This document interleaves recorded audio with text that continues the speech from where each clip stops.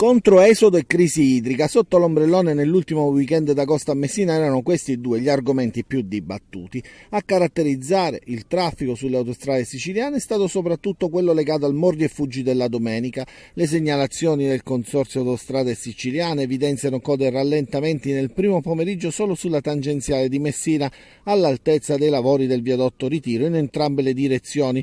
In mattinata il traffico è stato sostenuto ma prevalentemente in prossimità delle località balneari. File si attendono al rientro in serata nei capoluoghi di provincia. Per quanto riguarda il controesodo ai traghetti sullo stretto, il piano mobilità studiato a Messina per affrontare l'ondata più grossa di auto in transito ha funzionato quasi perfettamente e sullo stretto quasi non ci si è resi conto che in una sola giornata hanno transitato più di 13.000 auto e circa 300 tir.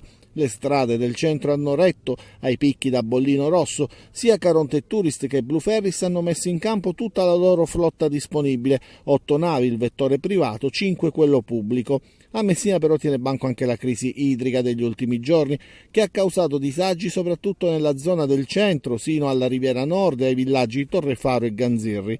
Le proteste dei cittadini sono state diverse e hanno confermato le criticità della distribuzione dell'acqua a Messina, tanto che il Codacons sta presentando un'esposta all'ARERA per verificare la congruità del costo delle bollette e chiedere un risarcimento in fattura. C'è un contratto di somministrazione e l'AMAM è tenuto a garantire determinati standard e una fornitura di acqua continua. Così non è, questo quindi comporta la necessità di fruire degli autoclavi, quindi c'è un costo di energia elettrica e quindi questo è il danno che l'AMAM causa ai cittadini, che dovrebbe essere indennizzato. Peraltro ci sono stati dei precedenti, ne ricordo uno in Sicilia contro l'EAS, in cui è stato chiesto proprio un indennizzo a causa della limitata erogazione di acqua. La solidarietà passa attraverso lo sport e la squadra di pallamano di Serie A Silver del CUS Palermo si schiera contro la violenza dopo i recenti brutali fatti al Foro Italico, ma non solo, perché purtroppo quello non è un caso isolato e giornalmente ne emergono ancora tanti, troppi. In un video diffuso sul web con le magliette a rappresentare i colori della squadra e volantini stretti tra le mani è chiaro il messaggio no e no da parte dei giovani atleti che condannano ogni forma di violenza sulle donne. Un no è un no, anche se ha per una volta. Un no è un no, anche se ha bevuto. Se dice no è no, anche se ha avuto altri ragazzi. Un no è un no, anche se prima dice sì e poi cambia idea. Perché noi tra le vostre braccia vogliamo solo sentirci protette. Ed è attraverso lo sport, sano simbolo di regole e disciplina, che proprio questi giovani spiegano senza mezzi termini ai coetanei che un no è un no, che una donna non è merce o carne da macello. Non sono un personaggio! Andate a vedere Marrakesh, andate a vedere Fedez, vai a fare il culo, frocio di merda! Non ha esitato ad apostrofare uno spettatore venuto per seguire la sua esibizione con un insulto omofobo, gridato più volte. Eccolo Morgan mentre rivolge parolacce e invettive senza controllo verso il pubblico durante il suo spettacolo al parco archeologico di Selinunte. Ma siete proprio siete stupidi, la società è una merda fatta da gente come voi. State zitti, basta, mi avete rotto il cazzo, ho dei sentimenti, coglioni!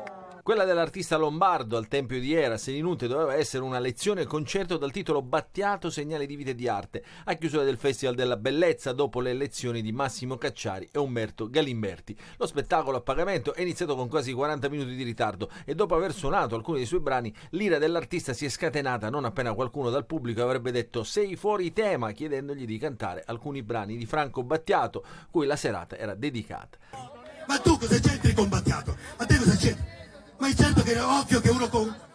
Ma che? Ma che vuoi? Canta e stop. Ma tu, scusate, ma cioè... Ma... Gente senza dignità. Canto solo se ve lo meritate.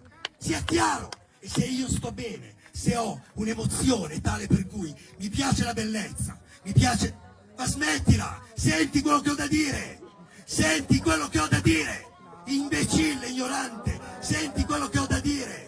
Dalla platea sono arrivati i fischi e l'invito di chiudere il caso, ma così non è stato. Il concerto si è trasformato in una lunga scia di volgarità e imprecazioni che ha di fatto macchiato la bellezza dei luoghi e il festival stesso dedicato alla bellezza, senza avere il rispetto per le persone che erano presenti e che avevano pagato il biglietto. Alla fine, dopo l'acceso scontro verbale, Morgan ha cantato un paio di brani di Battiato prima di concludere lo spettacolo. Il Crotone nei pensieri c'era già da tempo, ancora di più adesso a 5 giorni dal match casalingo che vedrà gli etnei opposti ai calabresi per la prima giornata del campionato. Appuntamento importante per vari motivi. All'ovvietà dell'esordio si aggiunge la caratura dell'avversario e l'attesa dimostrata dai numeri della campagna abbonamenti che c'è in città.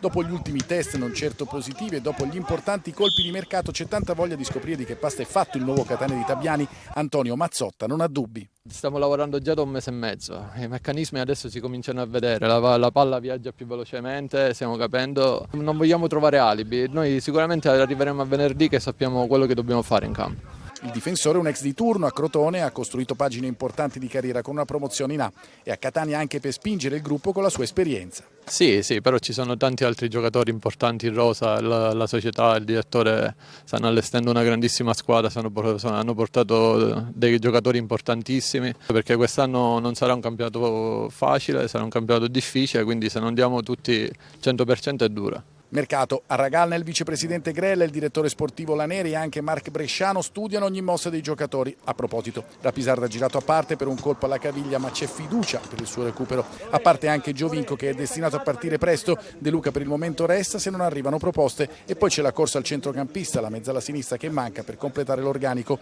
L'unica entrata al momento prevista. Il 1° settembre si chiude il mercato e si gioca a Catania-Crotone. Il conto alla rovescia è partito.